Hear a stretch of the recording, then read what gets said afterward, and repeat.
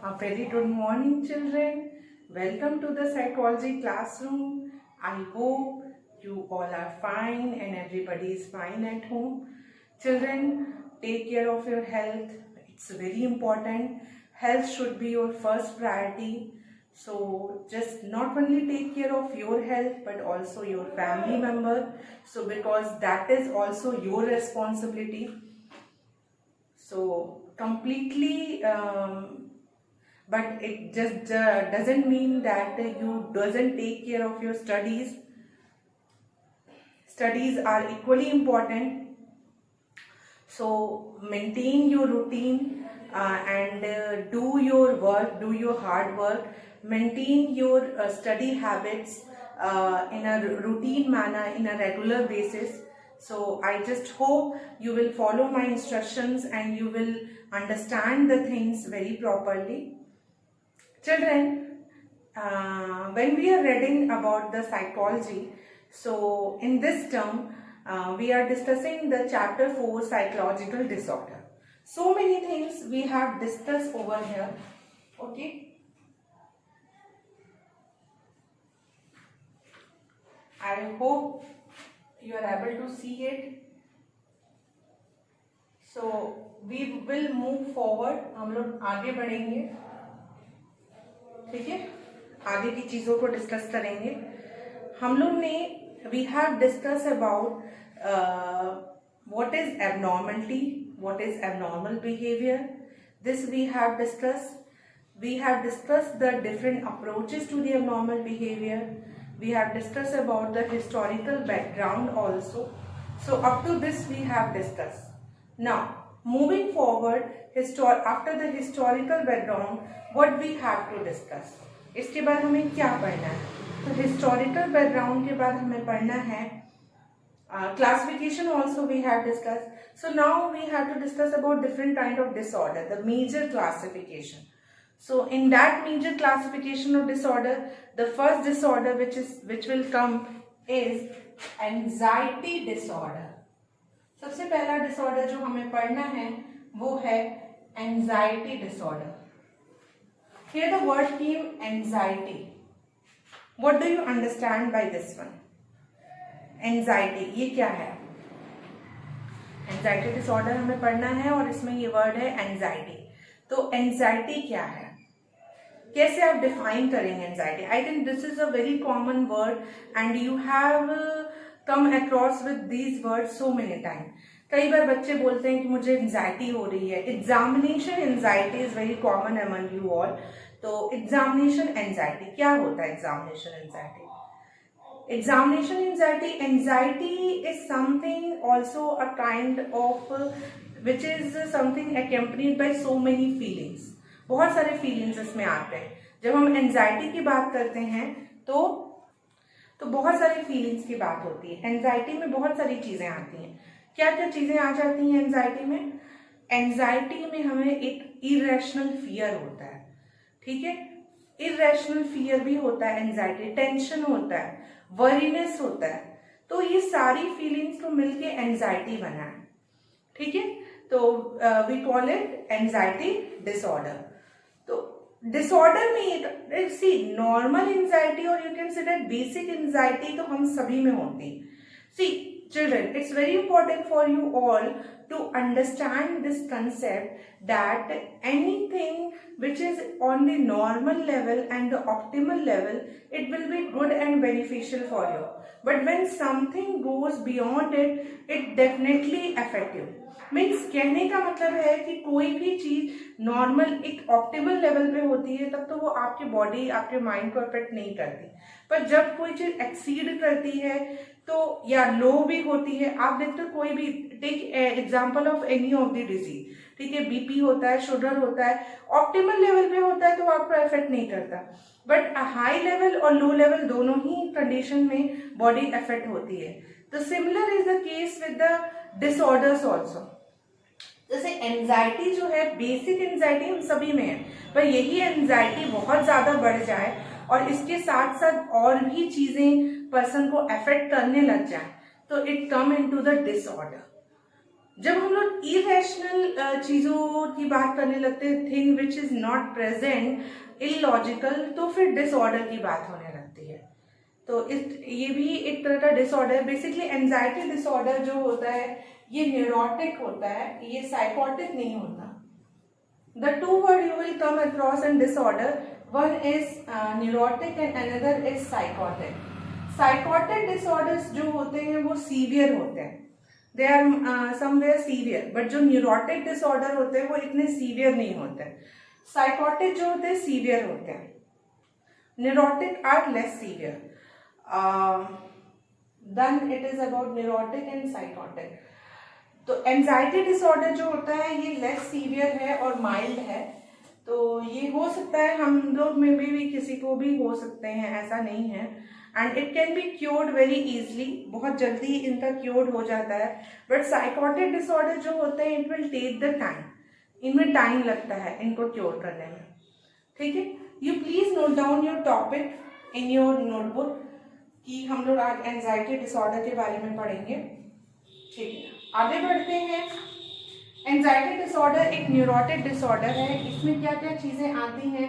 Tension इसके symptoms होते हैं, एक्सेसिव वरीनेस,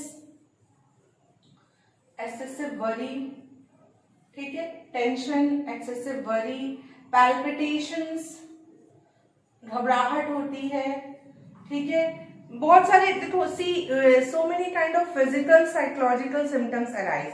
कुछ फिजिकल होते हैं, कुछ जैसे टेंशन साइकोलॉजिकल है, excessive worry psychological, palpitation physical हो गया, स्वेटिंग होती है, ठीक है, ये फिजिकल है।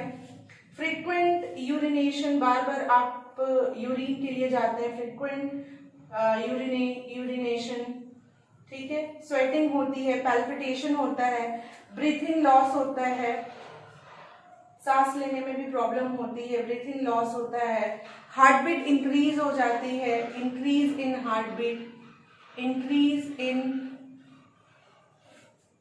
Heart beat. सो ये सारे कुछ symptoms in children which you should note it down in your copy कि ये सारे प्रॉब्लम्स हो रहे हैं। Tension, increase in heartbeat, excessive worry, palpitation, ठीक है, sweating, frequent urination, okay, breathing loss, breathing problem भी होती है। ब्रीथिंग लॉस आप लिख सकते हो उसको, या ब्रीथिंग प्रॉब्लम की तरह भी लिख सकते हो, as you want.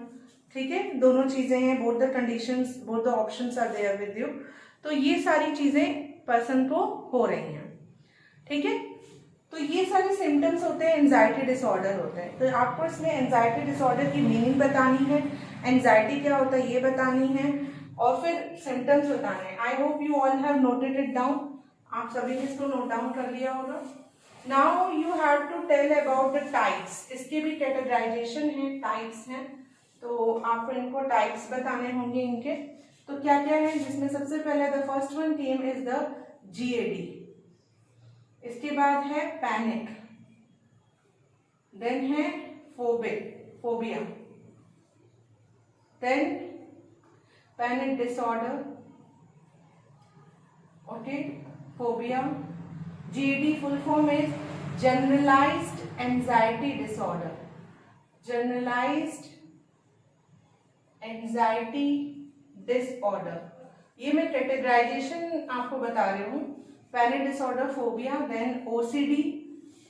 OCD full form is obsessive compulsive disorder, obsessive compulsive disorder. Then SAD, then PTSD. SAD full form is separation anxiety disorder. Separation anxiety disorder. PTSD, post traumatic stress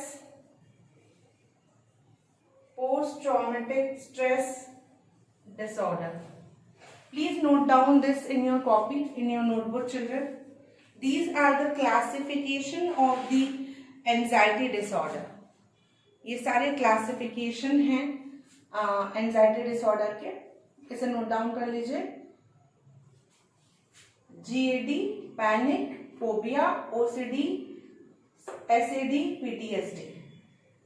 There were 1, 2, 3, 4, 5 and 6.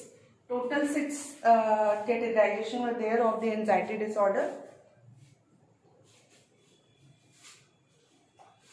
It's very important for you all to note down their full form also, because in some time in the board examination the full forms are also asked. The full form of GAD is dash. So you should know what is the full form of GAD, SAD, PTSD, OCD. One by one हम इन सभी को discuss करेंगे, ठीक है। तो I hope you are understanding with me about the anxiety disorder, और you are watching this video on a daily basis. It's very important to see you all. See, it is only that, see, we are obviously discussing everything in the classroom. There is no doubt. Secondly, every content was given in your NCERT also. In addition, also we are giving some of the materials to you. So everything is with you, but still, what is there? If you watch these videos, the concepts will be clear. आपके concepts बहुत clear हो जाएंगे. इसलिए time to time I am motivating you also to move in a right direction. So चलिए इनको समझते हैं कि what are they. So सबसे पहले है GAD. GAD से क्या समझ में आ रहा है? GAD generalized anxiety disorder. तो ये क्या है? Generalized, which is general to everyone. तो इसमें ये it is related to the जैसे जनरल एंजाइटी जो सबको होती है, जिसमें एक्सेसिवनेस, वरीनेस, टेंशन, ये सारी चीजें आती हैं, तो ये उससे रिलेटेड है. इसके बाद आता है पैनिक. पैनिक डिसऑर्डर आपने सुना होगा, you have heard about the panic attacks. Okay, severe panic attacks आते हैं इस डिसऑर्डर में. A kind of feed also, fits आते हैं, और the person sometimes goes into the unconsciousness. So trying to make them bring into the consciousness become something bit tough. So ये चीजें होती हैं पैनिक में. और if we talk about the symptoms, so almost सभी में there are some, like in GAD also the palpitations was there. In panic attack also breathing rate increase, heartbeat faster, palpitation, sweating. These are things which happen in the panic disorder also. So it is almost the anxiety disorder symptoms जो होते हैं, it prevail in each one of them somewhere at some point. Okay. Third is phobia. Phobia तो आप I think ऐसा topic है जिससे पूरी दुनिया, the whole world is aware of it, and I think everybody have a phobia of something. So phobia is a kind of irrational fear. It is an irrational fear of any object, any person, any place और anything. किसी भी चीज का एक irrational fear होता है. और irrational मतलब the meaning of irrational is illogical. तो phobia is related to the irrational fear. Irrational fear means illogical fear. कोई रीजन नहीं है डरने का, हम डर रहे हैं. लाइक लिजर्ड से डरना, कॉकरोच से डरना, वो it is not such a big thing which which we can have a fear. Okay, but we have a fear of that. हमें फिर भी फियर होता है. And sometimes it also, the level of the fear is also vary from person to person. ये भी है. It is also one of the point. ठीक है. The levels, how much degree, we can say the word degree used. We use the word degree. Degree जो होती है, it vary from person to person. Somebody just see the cockroaches or any kind of insect whom they have a fear, and they shout very loudly and they run away from that place. Okay, fine. But on the other hand, some people faint also. It is by knowing these things you will be very much surprised how is it possible. But yes children, it happen, ऐसा होता है. somebody faint also, somebody doesn't realize कि उन्होंने अरे ये कैसे हो गया. okay, somebody yelled so loudly, so badly. तो इस तरीके की कुछ चीजें लोग करते हैं. किसमें? फोबिया में. Phobia was categorized into 3 parts. It is very important for you all to note it down. Okay, so I am removing the generalized anxiety and panic because we have discussed it. So I am going to write it over here about the. I am just rubbing all the thing. I hope you all have written it down. So one by one in the detail we will discuss each one of them. So GAD we have done. We have discussed about the GAD. We have discussed about the panic also. Now phobia. Phobia, I already told to you, phobia is irrational fear. Irrational or illogical fear. ठीक है? It is categorized into 3 categories. First, specific phobia. Second, social phobia. Third, agoraphobia.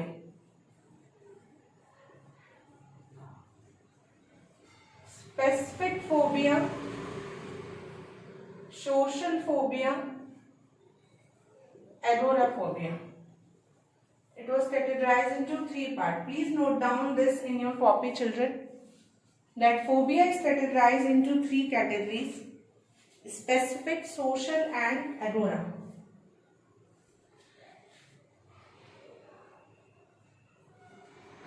Okay, I hope you all have noted it down.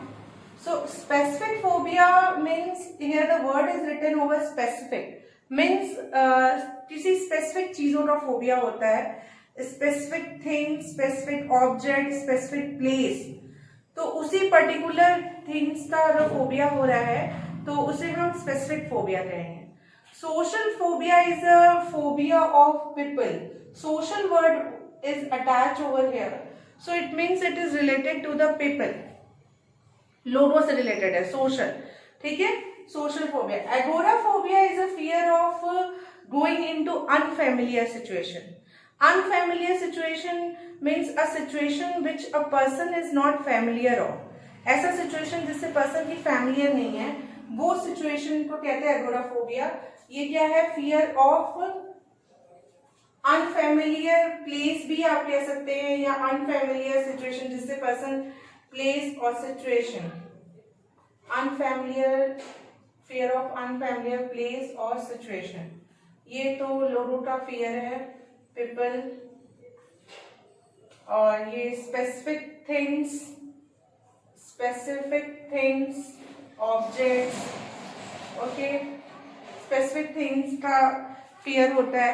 For example, water से phobia है, means water का है, डर लगता है. मतलब वाटर से फोबिया होता है तो they usually avoid the water. ठीक है, like such kind of person are unable to take a shower और go into a beach side और स्विमिंग. तो ये सारी चीजें थोड़ी सी अवॉइड करते हैं जिनको वाटर फोबिया, इन्हें हम हाइड्रोफोबिया कहते हैं. तो फोबिया भी बहुत तरीके से ऐसे होते हैं. If you search on the net, so you will definitely found a collection of the phobia. बहुत सारे फोबिया का कलेक्शन आप पाओगे वहाँ पे, like hydrophobia, agoraphobia, acrophobia. Acrophobia is a fear of related to the air spaces. जैसे aeroplane में ट्रैवल नहीं कर सकते, उन्हें एरोफोबिया, एक्ट्रोफोबिया होता है. तो इस तरीके से होता है. हेमेटोफोबिया भी होता है ब्लड से. तो ये सारे जो है पर स्पेसिफिक फोबिया के ही पार्ट आएंगे. जैसे वाटर से फोबिया हो रहा है, या हाइट से हो रहा है, या इंक्लोज स्पेसेस से होता है, जिसे हम क्लॉस्ट्रोफोबिया कहते हैं. Very common and very famous example you can say that. Claustrophobia I think बहुत बार आपने सुना होगा. In the GKs also sometime it come in the general awareness part कि क्लॉस्ट्रोफोबिया क्या है. That is a fear of enclose, जैसे बंद कमरों में रहने का जो डर होता है उसको हम क्लॉस्ट्रोफोबिया कहते हैं. ऐसे लोग जल्दी they are unable to go into the lift से नहीं जा सकते क्योंकि वो चारों तरफ से पूरी पूरी तरह से वो क्लोज्ड रहता है, बंद रहता है, तो वो उसमें नहीं जा सकते, या ऐसा रूम जो पूरी तरह से लॉक्ड है, बंद है, तो वो उसमें नहीं रह सकते हैं। तो इस तरीके का फोबिया होता है। क्लोज्ड स्पेसेस में नहीं रहना, वाटर का फोबिया, इंसेक्ट या किसी रेप्टाइल से डर लग रहा है, पर्टिकुलर है। तो इसी तरह से बहुत सारे कुछ भी स्पेसिफिक चीजों से अगर डर लग रहा है तो that is come under the specific phobia. Social phobia is a fear of interacting with person. आप देखेंगे ये भी कुछ लोगों में होता है। जैसे for example you have observe that sometime a guest came in at your home and your child will move into the another room, ठीक है, तो that is a social phobia. लोगों से इंटरेक्ट करने से डर लगता है, and that social phobia sometime may lead to a kind of stage phobia also, facing the audience also। तो ये चीजें होती हैं social phobia. Agoraphobia is a fear of moving into the unfamiliar. जैसे जो ऐसी जगह जो कभी नहीं गए हैं, या ऐसे लोग जिनसे उन्होंने कभी नहीं मिला है, उन लोगों से मिलना, उन लोगों से बातें करना करने में इन्हें बहुत डर लगता है। तो ये सिचुएशन होता है।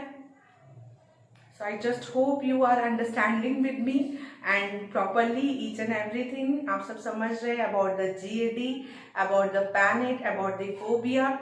अगर कोई भी doubt, if you still feel any of the doubt or any point, you will discuss in the classroom, but see the video on a daily basis, children। It's not now a suggestion, now I am giving you like a responsibility to see it। आगे बढ़े। Phobia हमने discuss कर लिया, और भी categorisation थे anxiety disorder में। वो क्या क्या थे, जैसे कि ओसीडी, एसएडी एंड पीटीएसडी। ये भी एंजाइटी ही डिसऑर्डर का पार्ट है। So before moving to that one, I want from you all to note it down, and please note it down the points which I am telling you and which you are feeling important.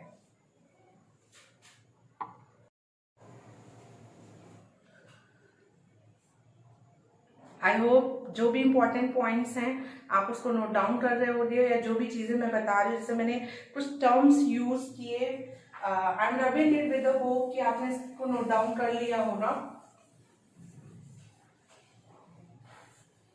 जैसे मैंने phobia के कुछ category, जैसे claustrophobia, ये मैंने word अभी use किया। Claustrophobia is a fear of enclose spaces, जैसे फियर ऑफ क्लोज्ड प्लेस, जो जगह जो क्लोज्ड है, पूरी तरह से बंद है, उनका फियर होता है। हाइड्रोफोबिया, हाइड्रोफोबिया मैंने टर्म यूज किया। Hydrophobia, fear of water. Hydro word is attach, तो आप उससे रिमेम्बर कर सकते हैं कि फियर ऑफ वाटर है, ठीक है। और क्लॉस्ट्रोफोबिया, हाइड्रोफोबिया, ठीक है, एक्रोफोबिया, ये सारे टर्म्स आप जरूर नेट पे सर्च करोगे तो आपको बहुत सारे डिफरेंस मिलेंगे। Different kind of phobia was there. In fact इनसे भी बहुत ज़्यादा मोर और भी हैं। I will definitely share with you PDF as I told you all. So ये कुछ टर्म्स हो गए फोबिया से रिलेटेड। नाउ आगे बढ़ते हैं।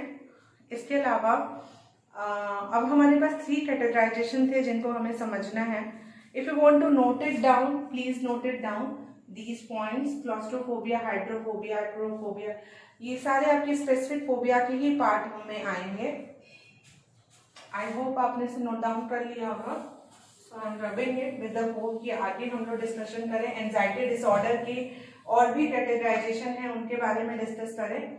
तो क्या है, सबसे next one came the OCD, generalized anxiety disorder we have done, we have discussed about the panic, phobia, and now came the OCD. OCD full form is obsessive compulsive disorder। Obsessive compulsive, इसमें in this you will get the 2 word, one is obsessive and one is compulsive. 2 word आपको इसमें देखेंगे, एक obsessive है और एक compulsive है। OCD में बेसिकली क्या होता है, ऑब्सेसिव थॉट्स आते हैं और कंपल्सिव एक्ट होता है। ऑब्सेसिव थॉट्स आते हैं, ऑब्सेसिव बिहेवियर और कंपल्सिव बिहेवियर, ये दो बिहेवियर देखने को मिलता है। तो बेसिकली ऑब्सेसिव क्या होता है, रिपीटेटिव थॉट्स, एक ही तरह के थॉट बार बार आना, रिपीटेटिव थॉट्स, ठीक है, मैं मर जाऊंगा, मैं मर जाऊंगा, मुझे कूदना है, मुझे कूदना है, मुझे जाना है, मैं ये करूंगा, मुझे ये करना है, मुझे करना है, मीन्स एक ही तरह का थॉट उनके माइंड में बार बार आता है, ऑब्सेसिव थॉट होता है। और कंपल्सिव बिहेवियर में रिपीटेटिव एक्ट्स होता है। प्लीज वेरी इंपॉर्टेंट है चिल्ड्रन, आप प्लीज इन्हें नोट डाउन करेंगे अपने कॉपी में, बिकॉज इस चीज़ों को लेके बच्चों को बहुत डाउट रहता है और it sometime create a confusion also, और उनके कंसेप्ट क्लियर नहीं होते और फिर कंफ्यूजन जो होती है पूरी लाइफ टाइम तक बनी रहती है, and they are unable to score the good marks also. So your concept should be clear. आप अपना concept please clear रखेंगे कि ऑब्सेसिव में क्या होता है, रिपीटेटिव थॉट हो रहा है, एक ही चीज बार बार बोल रहे हैं, और कंपल्सिव में क्या हो रहा है, रिपीटेटिव एक्ट्स हो रहा है, एक ही चीज बार बार करते हैं, जैसे frequent hand washing, okay, frequent checking of the door, बार बार डोर चेक करना जा जाके, बार बार हाथ धोना, तो ये सारे कंपल्सिव बिहेवियर हो रहे हैं, ठीक है, कंपल्सिव बिहेवियर हो रहा है। तो ये ओसीडी जो है एंजाइटी का ही पार्ट है। Are you getting? सो ये दो चीजें हैं। इसके एग्जाम्पल में आप यही लिख सकते हैं कि रिपीटेटिव हैंड वॉशिंग हो गया, और चेकिंग द डोर्स और चेकिंग एनीथिंग, ठीक है, ये सारे इसके एग्जाम्पल्स में आप लिख सकते हो। Please note down this one in your copy, hand washing, checking, ये सारी चीजें। तो it come under the anxiety disorder. OCD obsessive thought होता है, यानी रिपीटेटिव थॉट, एक ही थॉट बार बार आ रहा है, और कंपल्सिव बिहेवियर होता है, यही होता है ओसीडी, ठीक है। आई hope you all have noted it down about the obsessive compulsive disorder, so I am rubbing it. Repetitive thoughts में जैसे कि एक ही चीज सोचते रहेंगे, पूरे टाइम एक ही थॉट को सोचते रहेंगे, एक ही चीजों को तो सोचते रहेंगे बार बार, लाइक कोई भी चीज को लेके उसी चीजों को बार बार सोचते रहना, तो ये उनका ऑब्सेसिव बिहेवियर रहता है, एक ऑब्सेसिव कह सकते हैं थिंकिंग रहती है, एक ही चीज को सोच रहे हैं बार बार, ठीक है, ऑब्सेसिव थॉट, रिपीटेटिव एक्ट करते हैं। इसके बाद आता है SAD. SAD it is usually found to be in the children, बच्चों में ये ज्यादा पाया जाता है। SAD full form is separation anxiety disorder, ये बच्चों में ज्यादा पाया जाता है, जैसे उनको उनकी मदर से सेपरेट करने पर उनमें ये टेंडेंसी देखने को मिलती है, सेपरेशन एंजाइटी डिसऑर्डर, वो अपने मदर से सेपरेट, बच्चे, the child is found to be very closely connected with his or her mother, बच्चों का ये माना गया है कि वो अपनी मदर से बहुत क्लोजली कनेक्टेड होते हैं। तो जब उनको उनकी मदर से सेपरेट किया जाता है तो उनके में एक बेसिक एंजाइटी डेवलप होती है, तो which is known as separation anxiety, और वही एंजाइटी कभी कभी डिसऑर्डर में कन्वर्ट हो जाती है। तो ऐसे बच्चे, जब बच्चों को उनकी मदर से अलग करो तो they shout very badly, they yelled very badly, they do so many kind of tantrums, so it is come under to the part of anxiety disorder. The lastly categorization is the PTSD. PTSD full form is post traumatic stress disorder, as it indicated from the name. ये इसके नाम से ही आपको इसके description के बारे में बहुत अच्छे से पता चल जाएगा, पोस्ट ट्रॉमेटिक स्ट्रेस डिसऑर्डर, ठीक है। पोस्ट ट्रॉमेटिक यानी जो ट्रॉमा के बाद जो स्ट्रेस हो रहा है वो दैट समटाइम में convert into a kind of disorder. Trauma यानी trauma means a kind of negative event, कोई नेगेटिव इवेंट हुआ पर्सन के लाइफ में और उसकी वजह से वो नेगेटिव इवेंट तो बीत चुका, पोस्ट है ना, तो उसके होने के बाद जो स्ट्रेस हो रहा है पर्सन को, दैट समटाइम में convert into a disorder and which is known as post traumatic stress disorder, which is the part of the anxiety disorder. ये anxiety disorder का part है। So here we have completed, children, all the classification of the anxiety disorder, and we have successfully completed our topic. I hope you understand the topic very well. Still, if you feel any doubt anywhere, you will ask in the classroom. Okay, I hope you will come with the questions in the classroom. So this is for all, and thank you so much for carefully listening and observing to me. Thank you.